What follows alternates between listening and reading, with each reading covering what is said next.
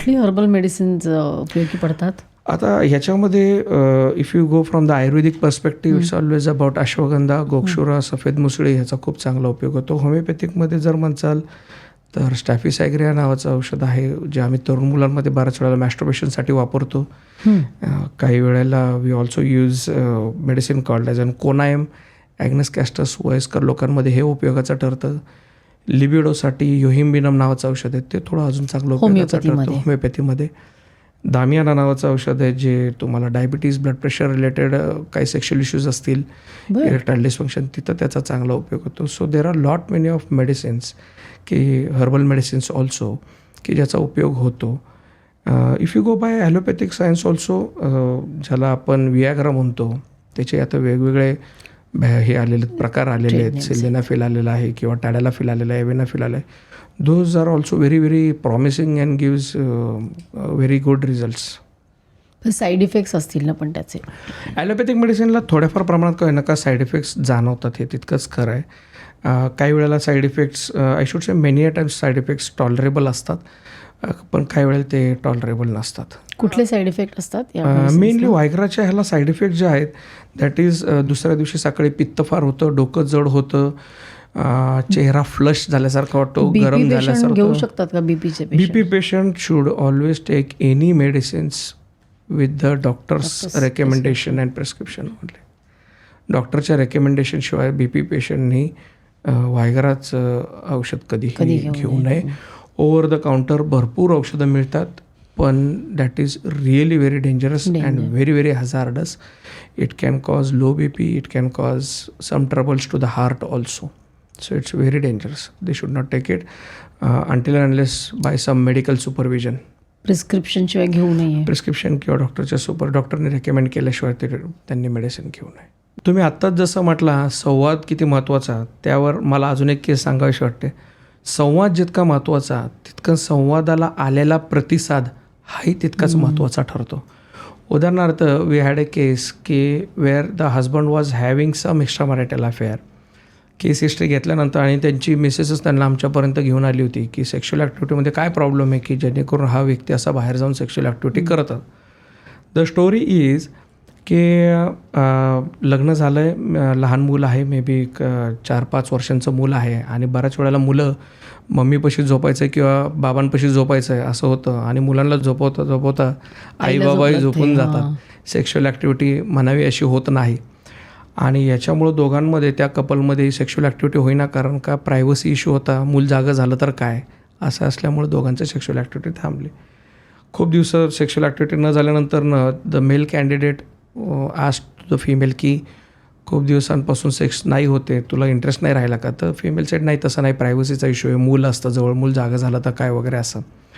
आणि but then थोड्या दिवसांनंतर स्कूल व्हॅन जी असते तर त्या मुलाला सकाळी स्कूल व्हॅन लवकर यायची, त्या मुलाला घेऊन जायची. आता ज्यावेळेस स्कूल व्हॅनवाला काका त्या मुलाला घेऊन गेले की त्या दोघांना प्रायव्हसीचा तसा विषय नव्हता. So the male candidate open up to the wife की आता तर प्रायव्हसीचा इश्यू नाही, आता मुलगा तर शाळेला निघून गेला आहे, now we can have the sexual activity. But still फिमेलनी इंटरेस्ट म्हणावा असं घेतला नाही. म्हणजे बघा, संवाद महत्त्वाचा आहे का? तर पुरुषांनी संवाद साधला होता की सेक्शुअल ॲक्टिव्हिटी कमी होते आणि आपण सेक्स वाढवला पाहिजे, पण समोरनं जो प्रतिसाद मिळाला पाहिजे तो त्याला कुठंतरी तो प्रतिसाद मिळाला नाही. And then the male candidate of course sexual desire असल्यामुळं कुठं ना कुठं तरी समजा त्याला घरी जर होत नाही आहे तर तो कुठं बाहेर काही सेक्शुअल ॲक्टिव्हिटी करू शकेल का असं त्याला वाटायला लागलं. सो याच्याने सुद्धा दोघांमधले गैरसमज वाढत जातात.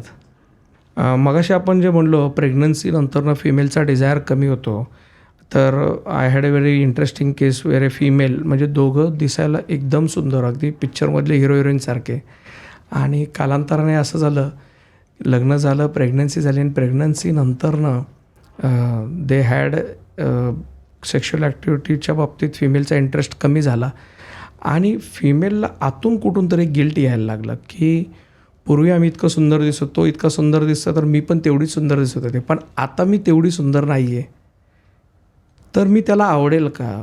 When I will be naked त्यावेळेस तो माझ्या बॉडीबद्दल काही चुकीचं बोलेल का? त्याच्यानी सुद्धा तिचा सेक्शुअल ॲक्टिव्हिटीमधला इंटरेस्ट कमी झाला. अँड दोघांमधली सेक्शुअल ॲक्टिव्हिटी दिवसेंदिवस कमी होत झाली. So many times after pregnancy फिमेलला स्वतःच्या सेल्फ इमेजबद्दल असणारी inferiority can be troublesome. Insecurity आणि म्हणजे स्वतःबद्दल कमीपणा वाटायला लागतो. आपल्याकडं एक गैरसमज असा आहे की वय वाढेल तसं सेक्शुअल प्रॉब्लेम्स वाढत जातात. इनफॅक्ट वय वाढेल तसं सेक्शुअल प्रॉब्लेम वाढत नाहीत. जबाबदाऱ्या वाढतील तसे सेक्शुअल प्रॉब्लेम्स वाढत जातात. जबाबदाऱ्या वाढल्या की स्ट्रेस वाढतो आणि सेक्शुअल प्रॉब्लेम्स वाढत जातात. तर डॉक्टर अमित, आपण आज छान चर्चा झाली, पण मला असं म्हणायचं आहे की ह्या विषयावर खूप गैरसमज असतात. तर हे शाळेमध्येच हे एज्युकेशन महत्त्वाचं आहे नाही का, सगळ्या शाळांमध्ये? सेक्शुअल एज्युकेशन स्कूलपासूनच सुरू व्हायला पाहिजे. खास करून मुलं वयात येतात. आता सुप्रीम कोर्टने सुद्धा याचा निर्णय दिला आहे की it is mandatory to give the sexual educations. मुलांना देणं गरजेचं आहे. कारण it not only creates confusion आणि अनवॉन्टेड एक्सपेक्टेशन्स, पण एक लक्षात घ्या, याच्यामध्ये इन्फेक्शनचा सुद्धा मोठा रोल आहे. की सेक्शुअल ॲक्टिव्हिटी बाहेर केल्यानंतर प्रोटेक्शन किंवा कॉन्डोम ज्याला आपण म्हणतो ते वापरलं पाहिजे, अदरवाईज इन्फेक्शन होण्याचा चान्स हे बऱ्याच वेळेला मुलांना माहिती नसतं आणि याच्याने सुद्धा इन्फेक्शन्स वाढत जातात. So definitely sex education needs to be given at the school level itself. मुलं वयात येत असतात, किंबहुना वयात येण्याच्या 1-2 वर्ष अगोदर, म्हणजे वी शूड रेकमेंड की 6वी-7वीपासूनच खरं तर हा सेक्शुअल एज्युकेशनचा पार्ट त्यांच्या करिक्युलममध्ये इन्क्लूड व्हायला पाहिजे. आणि मला असं वाटतं हे जर नसेल ना तर मुलं अतिशय चुकीच्या गोष्टी करतात, चुकीच्या ठिकाणी मार्गदर्शन घ्यायला जातात आणि मग त्याचा पूर्ण आयुष्यावर परिणाम होऊ शकतो नाही का? हो, डेफिनेटली. म्हणजे एकदा एखाद्या व्यक्तीला त्यातली माहितीच नाही आणि त्यांनी काही ॲक्टिव्हिटी केली, त्यातून त्याला काही इन्फेक्शन जर झालं तर there is always a very difficult way to come back.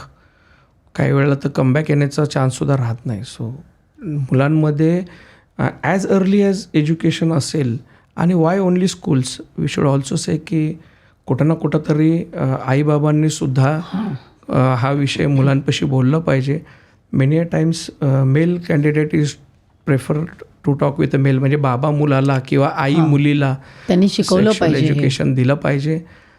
Opposite जेंडरबद्दलचा respect दिला पाहिजे. मुलांना मुलींबद्दलचा एक रिस्पेक्ट ठेवण्यासाठी सुद्धा डेफिनेटली शिकवलं पाहिजे. खूप छान. मला असं वाटतं तुम्ही आज जे काही सांगितलं आहे त्यामुळे बरेचसे जे समस्या निर्माण होतात ते आपणच थोड्याफार निर्माण करतो, पण खरंच कधी कधी प्रॉब्लेम्स पण असतात. तर लोकांना ह्याच्यामधून बरंच काही शिकायला मिळेल. तुम्ही इकडे आलात आणि ह्या विषयाला इतकं छान समजावून सांगितलं, कारण हा पण एक सेन्सिटिव्ह विषय आहे जो बोलला जात नाही डायनिंग टेबलवर. आज आपण वेगळंच अशी काही चर्चा केलेली आहेत. तर तुम्ही इकडे आलात त्याबद्दल खूप खूप धन्यवाद. Thank you madam. थँक्यू. ही क्लिप जर तुम्हाला आवडली असेल तर संपूर्ण पॉडकास्ट बघण्यासाठी सर्व काही चॅनलला भेट द्या आणि या क्लिप्स चॅनलला सबस्क्राईब करायला विसरू नका.